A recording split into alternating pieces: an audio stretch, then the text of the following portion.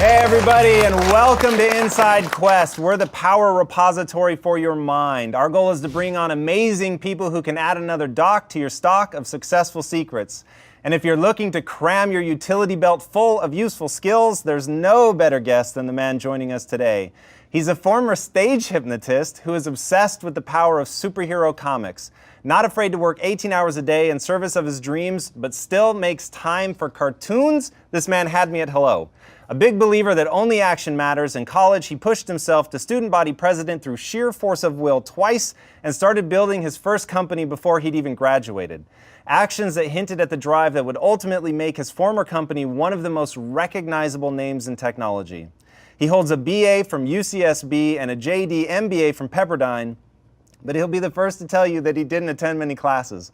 Why? He was too busy building his empire. He's a prolific content generator who contributes frequently to Forbes, The Wall Street Journal, and Business Insider. He's published so many amazing videos and articles, in fact, that consuming all of his content should automatically qualify as an MBA, in my opinion. And as if that wasn't enough, he turned his startup into one of the most visited websites on the planet with 50 million registered users, a company which he ultimately sold to Intuit.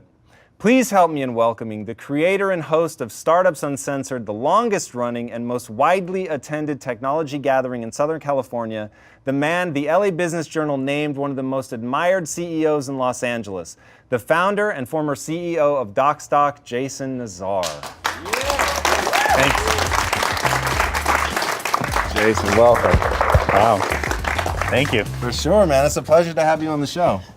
After an intro like that, there's nowhere to go but down. I think I should just leave right now. I think you'll be okay. Your content is freakish. There's so much of it. I was telling you before we started. So my whole thing is, okay, I'm going to watch everything this person's ever done. I'm going to read their articles. Sorry. Trying to get through yours, I was like, okay, this not only is the content amazing, but there's just a volume of content that I am unprepared to meet. Like it was incredible, man. Congratulations. Talk about consistency, delivering unique points. You don't repeat yourself. Really, really inspiring. It's an honor to have you on. Thank you so much. Thank you so much. By the way, this is by far like the happiest and best looking audience I've ever seen in my life.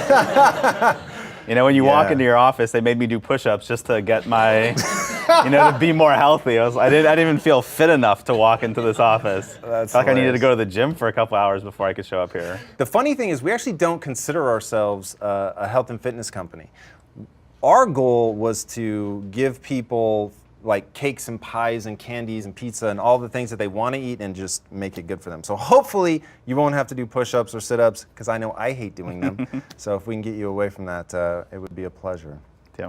But speaking of getting a superhero physique, the thing that I want to talk to you about is superheroes. Yes. So favorite topic. Yeah, like in going through all of your stuff, I was really blown away by how sincere you are with that. So it's something that it's really meaningful to me, but you take it to like a whole nother level. So at Docstoc, you guys had an entire wall with big superheroes, and you made people pick their superhero, yes, if I'm not mistaken, absolutely, and then tell the whole company which one they'd picked. Yes. Why was that powerful? It was our culture frame of reference at our company.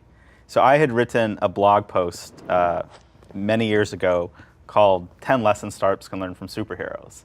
And the idea is that you can use superheroes as a metaphor for what you try to achieve in a private company. So, for example, superheroes are the best at what they do. They always get the job done. They're powerful individually, but they're more powerful in teams. And they always try to achieve amazing feats.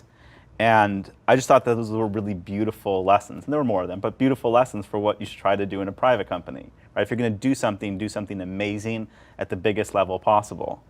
And so we took this idea that every employee we hired in the company, we would have them pick a superhero they are and explain why.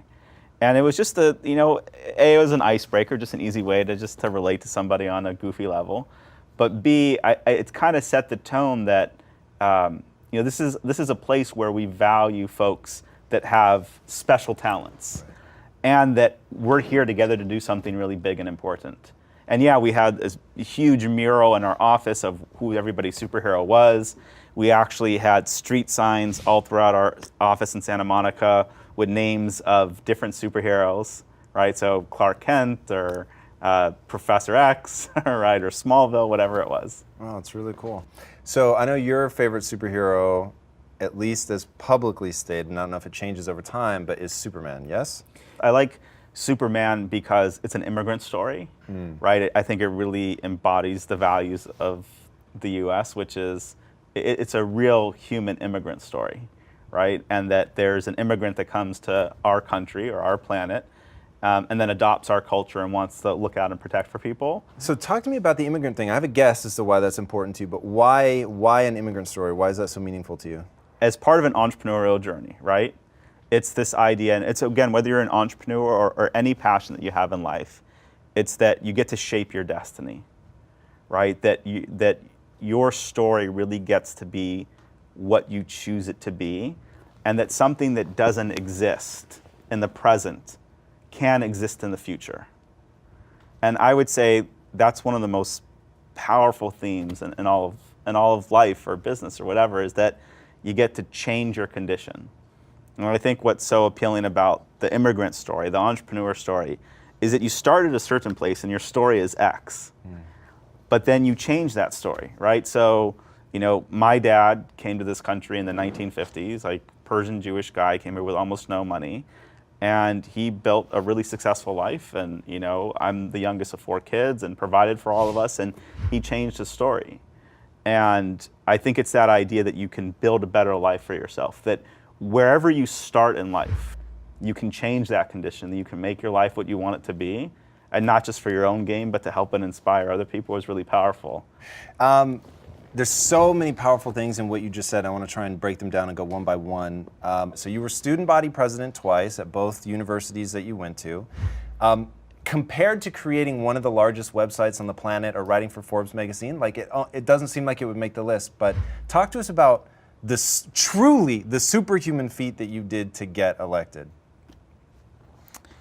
To get elected the first time was interesting because I was never the popular guy by any means. In high school, I had my close set of friends and I played basketball, but I could not get a girl to save my life. Literally, if you gave me $10 million, I would have stayed a virgin until I was 20 years old. It would not have made a difference. And even in college, I kind of felt out of place. I wasn't a partier, and I went to UCSB. There were 2 unique things that I did that helped me end up winning the election. The first is I just went all in. I went all in. I stopped going to class. I spent every day, all day long, meeting with groups and campaigning and passing out flyers. I made a decision that I was going to work harder at that than I had at anything I had in many years. And it actually felt good because I had kind of been coasting in college. It was just kind of easy. And so going all in and just making the decision that no matter what it takes, I'm going to work as hard as I possibly can. The second is that what you'll find is whether you run a company or whether it's just day-to-day hobbies, a lot of achieving things in life is actually being able to get other people to do things for you, right?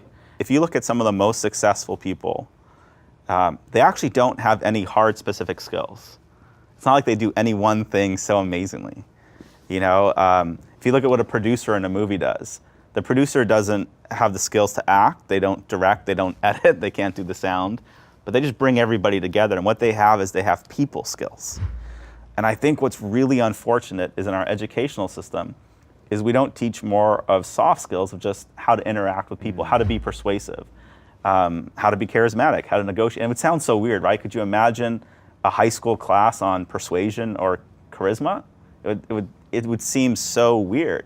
Yet those are the skills that are going to really help us get far in life. When you go to interview for a job, your resume gets you so far, but then it's how you interact right there, the impression that you leave. And so I think what I did well at 20 years old that I've tried to cultivate is I was good at getting a lot of other people to do things for me. Yeah, going back to that notion of being all in, you talk a lot about that in some of your talks. You make that like a standalone point, right? Find something you really want to do and be all in.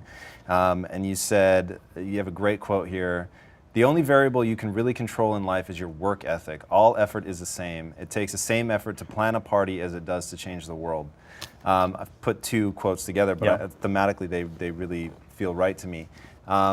That's such a powerful strategy. How did you come to that? Like, what made you realize that? Because looking at your career, that defines the scale at which you've been able to accomplish. Because so much of it is just, when I look at building Docstoc and starting to think of it as you're still in school, stopping doing class to get elected and handing out flyers for hours and hours and hours, going around to all these student groups, 12 hours a day, you said. You were going around to student groups, handing out flyers, just the sheer force of will it would take to put out the volume of content that you do. You don't repeat yourself. It's all unique, individual content designed to help these other people.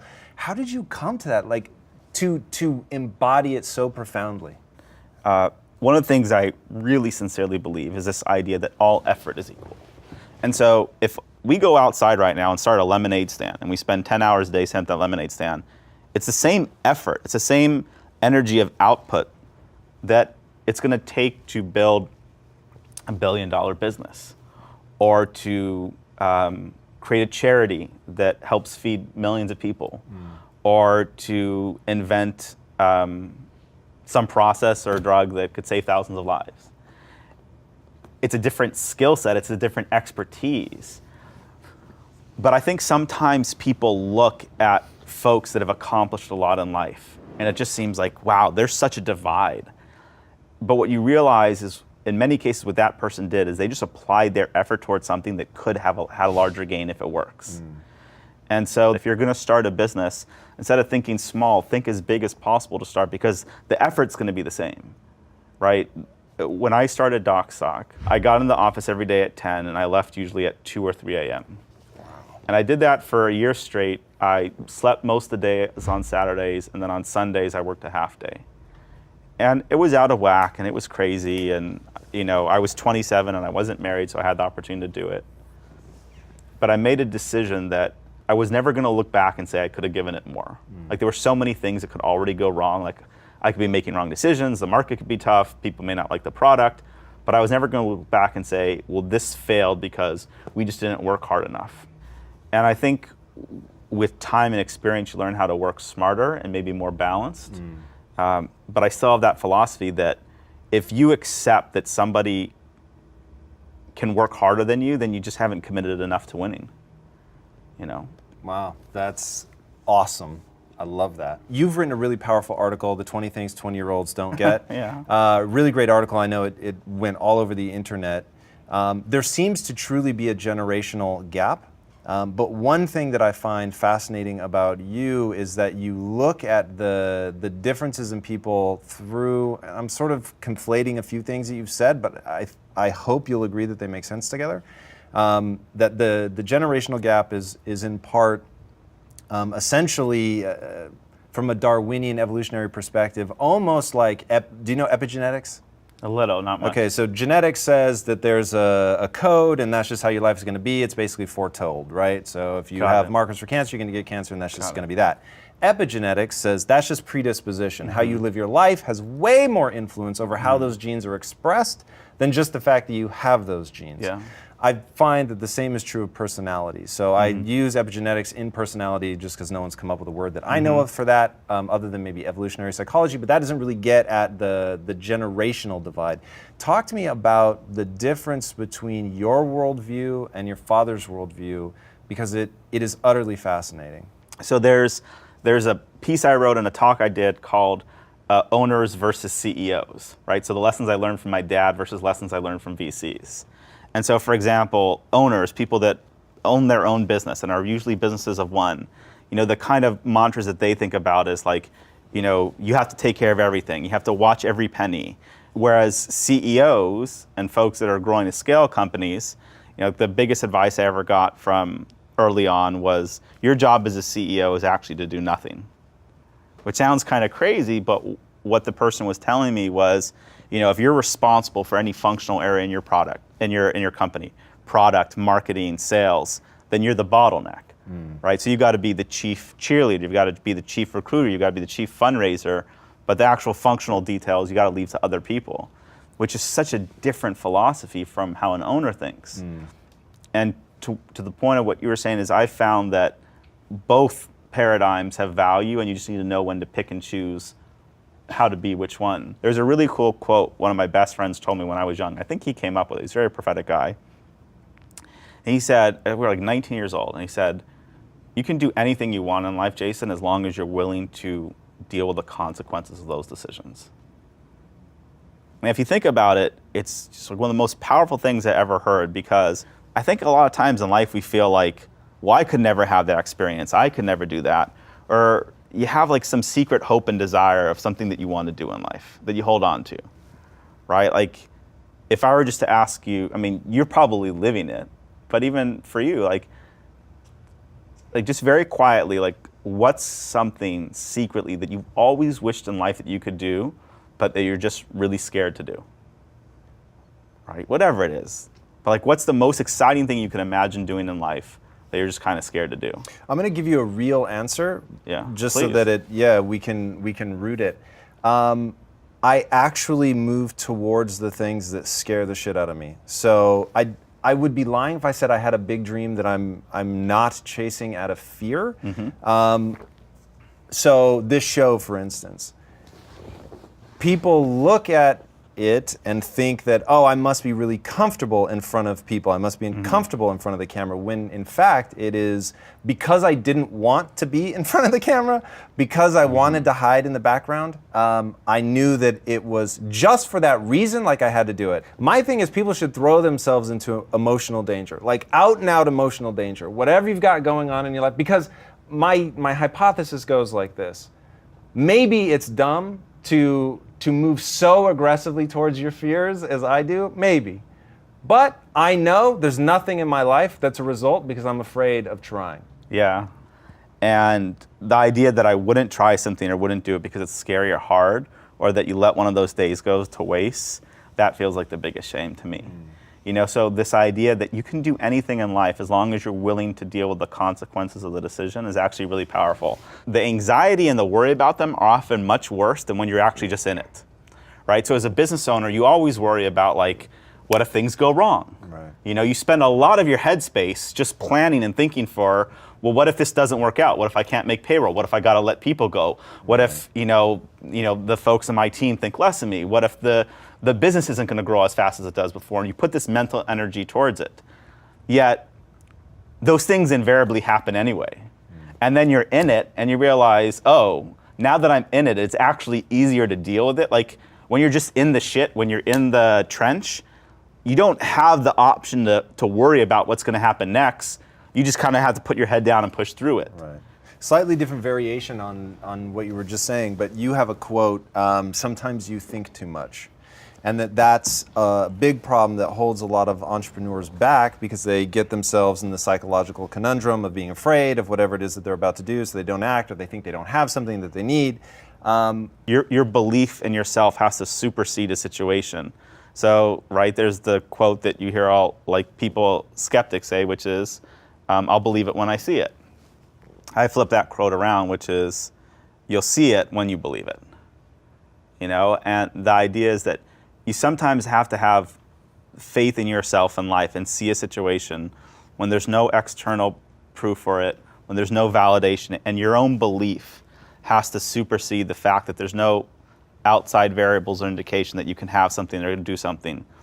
But that belief in yourself can be so powerful that you make it your reality. The most intoxicating, captivating, magnetic quality in any human being is certainty. If you can have enough certainty in an outcome, people will assume your belief and they will want to follow you. And that's really powerful. And then when you combine that with, a really meaningful mission and values of integrity, so take Quest and, trying to help people lead healthier lives and do it in a way that they enjoy it, and you combine that with the certainty of, we are going to make this a worldwide, phenomena, people will assume your certainty and your belief in that outcome, and they'll make it their own.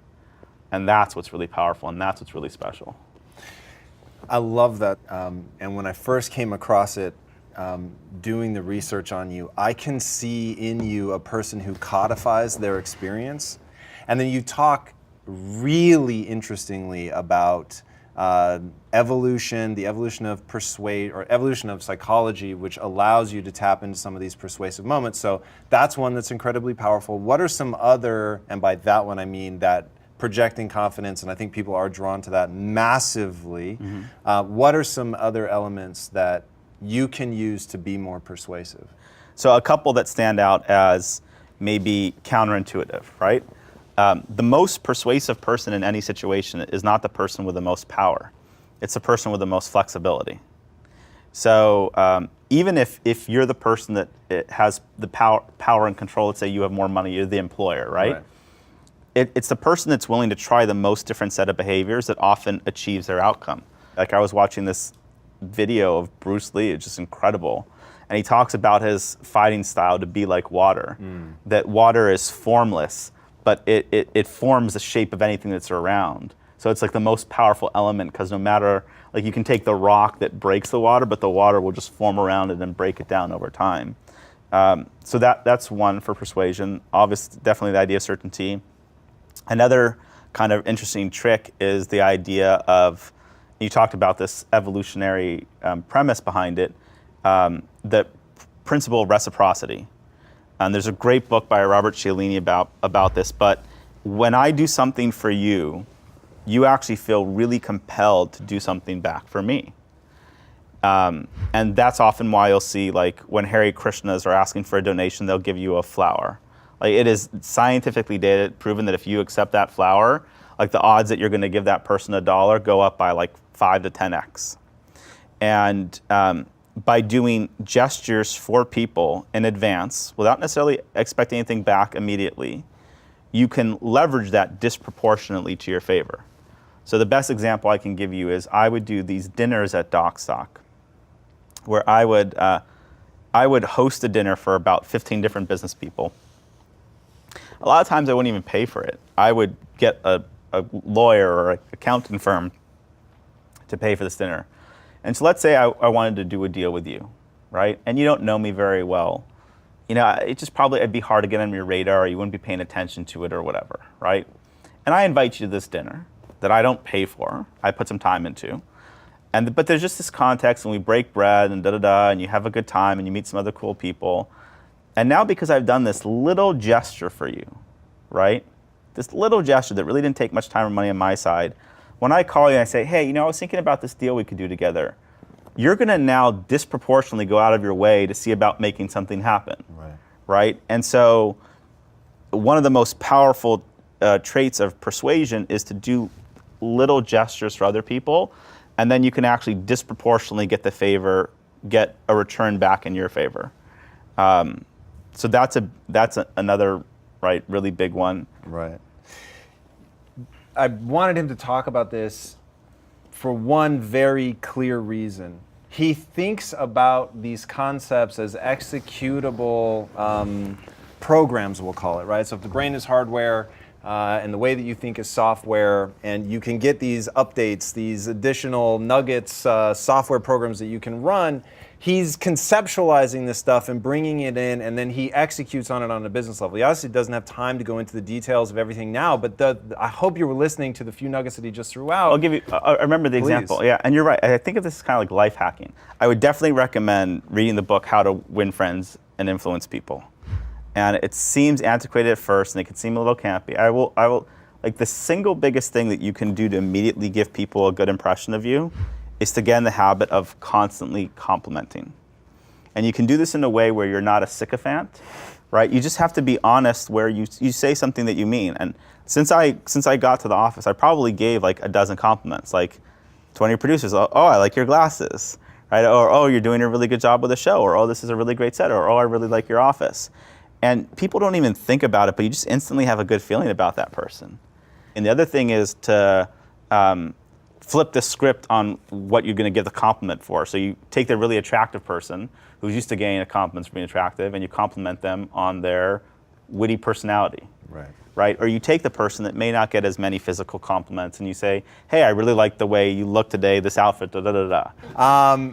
Yeah, it is really, and so these guys know I'm utterly fascinated with the notion of being a Jedi, and for me that means persuasion, literally being able to convince other people to do something great for them. You actually talk a lot about that. What have you found? Like, what are some of the things that you find that make you or the people that you know really persuasive? The technique that I use to great effect is to know more about that person than they know about themselves. So my goal is to create a sense in people that I can actually. Do you really think read you their know mind. more about the person themselves? Yeah, a lot of times for sure. Wow. Because if you get to the operating system level, you don't need the specifics. So they know way more about the specifics of their life. Like take, for instance, they have a secret. I can't tell them what that secret is, the thing that they don't want to tell me, but I can see that they've got an emotional dark cloud and it's holding them back, stopping them from doing something. They're judging themselves about it. They don't believe that they deserve success and therefore they hold themselves back, right? To me, it's like astrology. Astrology is amazing because it takes all these things that you either fear about yourself or want to believe about yourself, and they tell you that they're true. So you're like, damn, I always was afraid that that was true, and oh yeah, of course, like those are all me. But you can't have such a narrow band of things apply to everybody, right? But if you word them and just wait, you know what cold reading is, right? So it's what psychics use to make you feel like they understand something about you. So you find somebody. Amy, I just have this sense about, your weekend. You were out. You stayed up really late this Saturday, and it's like, okay, she laughed, so I know she did, right? But what I'm really doing is basing it on the fact she's got sunglasses on her head inside. That's already like warning sign one. She's young, probably spends her weekend doing hip things. She's got glitter on her face. You know what I mean? Exactly. So what got me thinking about that, honestly, in the beginning, it was a desire to control my own mind. So I felt like, okay, I experienced the world through my brain. I don't understand my brain, and my brain does things that lead me in directions that I end up not being happy with, so I better figure this out. So for me, it's really been a lifelong exploration of understanding myself. And as I did that and began to recognize pettiness, insecurity, just stupid systems that weren't helping me, because I could so honestly assess them within myself, I could then see them in other people, right? So I'll break it down to a really simple level. When you see somebody smile, it's an indication that they're happy, they're having fun, they're interested, whatever. So, but there are 1,000 tales that we give away. They aren't all based on expression. They could be how somebody interviews for a job, right? They could be word choice, clothing. But a easy way to break it down, people cannot help but reveal themselves if they are talking. So in interviews, I do two things. I talk and I let them talk. And I talk because I need to plant ideas in their head so that if I end up hiring them, that I've sort of built this way of thinking around, so that in the beginning I find that there's some conforming you have to do, whether it's telling people to pick their superhero and then they feel enculturated. But there's always things that I can bring up in an interview that will serve me well later. But then most importantly, I need to listen. So I need to hear the things that they bring up. I need to hear their cadence. I need to hear what means something to them, what questions do they ask, and then most importantly, if you can get them to lower their guard. Like I remember there was one interview we did and there was like 5 of us in the interview, and I could just tell this person's learned a defense mechanism, and they walk into an interview and she was a woman, and it was unfortunately just happened to be for the role she was applying for. There was like 5 guys and her. And she came in with just bravado and really masculine energy and was projecting her personality so big into the room. And I was like, I'm not seeing her, I'm seeing the tactics she uses to get ahead when she's just with guys. Yeah. So I asked everyone else to leave, and then it was a fundamentally different human being. And my goal was to get her to lower her defenses so I could see who she really is. And the surest way to do that, and you've talked a lot about this, very famous if you start researching this stuff, is mirroring people.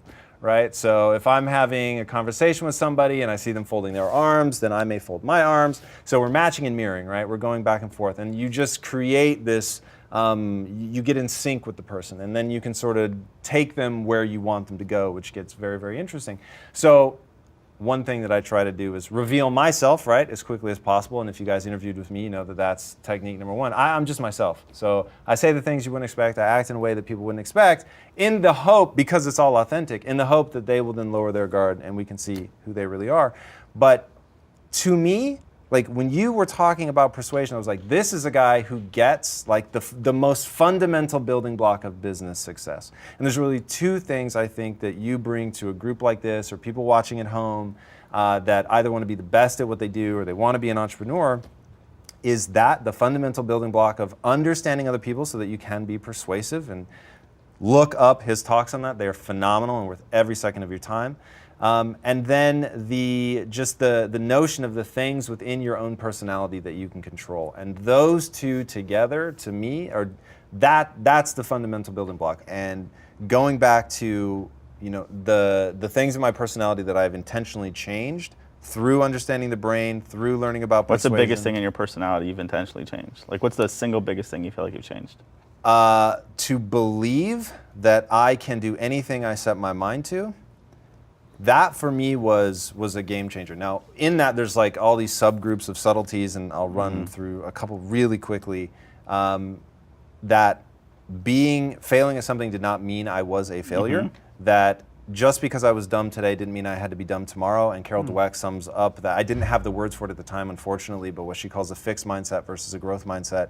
In switching over to a growth mindset, my entire world changed. Because then I could say, like the first episode of this show, you all think is, the one you think is the first episode is actually the second. The first one we buried in the fucking desert. That thing is never going to be seen ever because I was so bad. I was like literally embarrassed to my core. And my wife said to me, well, at least I know you'll get better. So it was like. Is that why she started kissing you afterwards? Yeah, right? So you didn't give him a kiss on the first one. That's why you screwed up. That was the problem. And that is something that we try to bake into the culture here is that.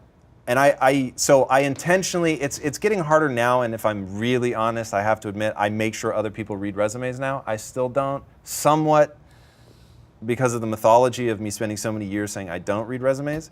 A resume is a joke. The only thing that I've ever read in a resume is the headlines. Tell them why, because you talk pretty powerfully about this. I'll read 5 things, which is I'll read the headline, I'll read what your job title was to get a sense of if your previous experience match what the needs in the company are. And I'll take a look at what schools people went just to try to get a sense of what formal training, because it's exactly what you said. Like, you learn by having the other person talk. You don't learn by doing the talking. Sometimes you do the talking because you want to set an expectation or you want to set the context or you want to create a rule.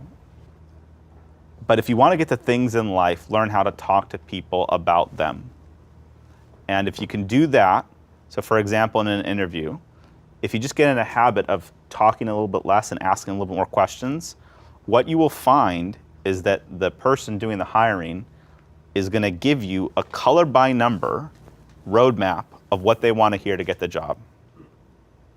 So if you simply ask a couple things like, what are you looking for most in a candidate? What kind of experience and background do you want to have? What are the technical skills that are most important? What do you have to have as far as somebody knowing that they're good fit in your culture? All right, someone as self-aware as you may realize what's going on, but the vast majority of people doing the hiring are then going to go in their own mind, and they're actually going to go in a trance, which means they're just going to start talking, and they're going to stop paying attention to you. And they're going to say the exact things that if you just say back to them, they will say, I need to freaking hire this person. And it sounds crazy, and you think, well, I can't just say back what they just said to me, right? That's going to seem so shady. That's going to seem like I'm just here to manipulate them. Right. But that's exactly what they want to hear, right? If I tell you, I'm looking for somebody that has a couple years in DR experience and isn't going to get too, creative and focus on brand and really knows how to manage, our online media spend and to drive towards this kind of cost per acquisition. And the person then just says those things back to me. They take a second and maybe just say it in a slightly different way. And they say something like, I'm not really one of these creative guys that really focus on the cost per acquisition. I've done this for a couple years. In the past businesses, I've been able to get, a CPA of $15, and I feel really confident I could do in this case. I would be drooling, right? I'd be like, when can I hire you? Join me now. Join. And it's just such a simple discipline, but most people don't think to do it, right? And again, it's the overall habit of learning how to talk to people about them. If you can take a step back and learn to ask people things, they will reveal, you said it perfectly, they will reveal the secrets of the things that they want in life. And if you just reiterate those things back to them, you often can have everything you want in life and more in the process. Yeah, that's a really, really powerful technique, and I'm surprised how few people do that, and I'm surprised that people can't think of their answers in context. So as a quick tutorial for anybody that wants to get a job, whatever your first answer is, that's what everybody else just said right before you, right? So I'll just help you guys out. Don't start there. For me, it should be a two-way street, right? You should be trying to figure me out as much as I'm trying to figure you out. It's way too important. You spend like 50% of your waking hours at your job. So if that's going to be true and you don't find a place you really want to work at and that you're really passionate about, you're committing suicide. So you guys should be poking and pushing as hard as the person is on you to find out if that's the kind of company that you really want to give yourself over to. And then that brings me to my next question, which is, you say everyone should have a really big why. What's your why? Anything big that you want to accomplish in life first starts with the why. So a lot of times we start with questions like what and how. But if you don't have a big why for whatever it is you're going after, you don't feel connected to it, and if you don't feel that it drives you, you end up using the what and the how as an excuse to not do that thing that you said you were going to do. Whereas if you have a big why, you always end up figuring out the what and the how. I'll tell you my why for the last 10 years, and I'll tell you what I think my why is going forward, right? My why at Docstoc was, I started this business when I was 27. And I saw a lot of other successful people, and the more I got to see successful people, the more I started to break down, like, well, what's so special about them that I couldn't do? Right? I felt internally like, well, why can you build this business and I couldn't? Because I feel like I could do everything that you could, right? And there's some hubris and ego in that for sure. And I think I needed the external validation for that. Like, I believed that I could do it, right? But I needed a marker. Right? I needed to say, I'm going to create something that's going to be meaningful and valuable and successful. And I'm going to put it in front of a lot of people, and they're going to see that it was successful so that the world has the perception of me that I believe I have of myself. Right. Now, whether that's an honorable why or whether it's the best, I don't know. I mean, it's a very ego-driven why. Right? It's very much about validating my own sense of importance. My why today is a couple things. One is I want to have more fun in life. You know, the last 10 years of Docstoc was very rewarding, both personally and financially, but I was often very stressed and a lot of times very solitary. And I wasn't really the happiest I've ever been in my life. The interesting thing about making money your goal is, you know, I had a binary event. Right? I didn't build a business where I built wealth along the way. I got paid a fair market salary as CEO, but in a venture business, you know, I started at 27. I didn't have any money, right? Any money I had, I put into Docstoc. I had a bunch of student loans. And then one day, 9 years later, a bunch of money showed up in my bank account. And you look at it, and it's kind of like, huh. I'm no skinnier, I'm no better looking, I'm no happier, the rest of my life isn't different. There's just a number in my bank account with a bunch of digits in it. Right. Now, I don't want to make it so simplistic because that number represents freedom, and there's a lot of things I get to do today that I didn't get to do before. And there's a lot of things I'll be able to provide for my family that I wouldn't be able to provide before. But I've always said that money is a magnifier. Whatever you are, it makes you more of that. If you're not happy, having money doesn't make you happy. And I wasn't unhappy in my last 10 years. I just wasn't light. I was maybe at like 65 to 70% of where I was most happy. And so now my biggest why is that whatever I do, I want to be really happy, right? So I look at the business that you've built and this team and this company, and honestly, I feel like it excites me. Like I think you're really doing something that makes you happy and you feel connected to mission-wise. And that's something I want to get in, and to do it with a group of people that you really love. That's my first why. And the second is that I want to build something big enough and meaningful that it can help a lot of people. And there's a component of financial success in there, but I fundamentally believe if you do something that helps enough people and that they really love it, there's just an abundance philosophy. You'll make so much money that you won't even need to worry about it. That's a pretty fantastic why. I don't know that any one why is better than the other. I just think you got to have that why. And the simple, most binary quality that I see in successful people versus not is that. Really, it's just simply that. And you see it, you know it. Like, you can spot it. You can see when somebody's got a why and they're driven and they're just going to push forward. And you can see when somebody doesn't. And I think folks that have a big why, you just know that like you're going to have tough days, you're going to have tough circumstances, but your why is going to be bigger than the external environment. Your why is going to be bigger than the context. And that's the simplest way I can say it is, your why has to be bigger than what's ever in front of you. Right? There's that awesome quote I love from the last Rocky movie, which is, it's not how hard you hit, it's how hard you can get hit and keep going. And similarly, I would say like it's not how difficult like the situation is, it's how big your motivation is to get to where you want to go. And if there's not that internal motivation to keep pushing you forward as things get hard, you just stop and you move on to do something else that's easier, or you do what's comfortable. You said something that I think is like so profound and prophetic, which is doing the things that scare you the most in life. I think a really cool way to lead life that I'm not doing now and I'm trying to figure out how to do more of it is just like blow your life up every 10 years and just do something completely different and crazy. Like literally, just like put yourself in a completely new context and situation.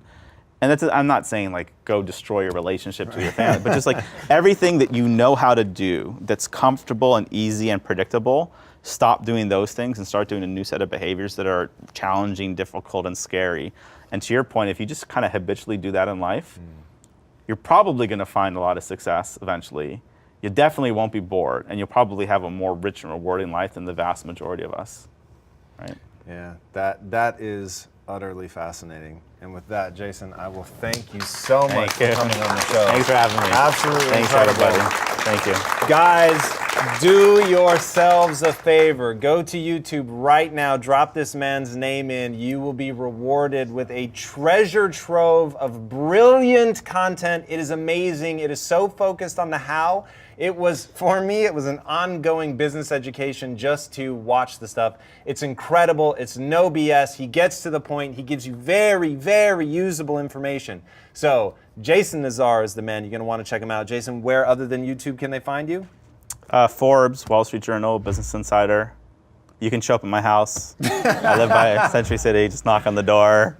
Nice. I hope you guys take him up on it. Guys, this is a weekly show. If you haven't already, be sure to subscribe here. You can find me at Tom Bilyeu. And don't forget, this is available as a podcast, so you can go to iTunes and download it, listen to it in your car. I sound a lot better at 2x, so whatever you're doing, whether it's on YouTube, iTunes, Stitcher, I think Stitcher might let you go to 3, but I'd probably get a little unintelligible at that speed, or at least I hope. So until next time, guys, be legendary. And if you want to be part of our studio audience, by the way, we'd love to have you. So for free tickets, go to IQ Tapings on InsideQuest.com. You'll see there's a link there for IQ Tapings. Click that and click the Get Tickets page. And you guys will be able to join us here with this beautiful studio audience. So hopefully we will see you here. Until next time, guys, be legendary. Take care. My friend, my friend. So great. That was Great job, man. Thank you so much for being on the show.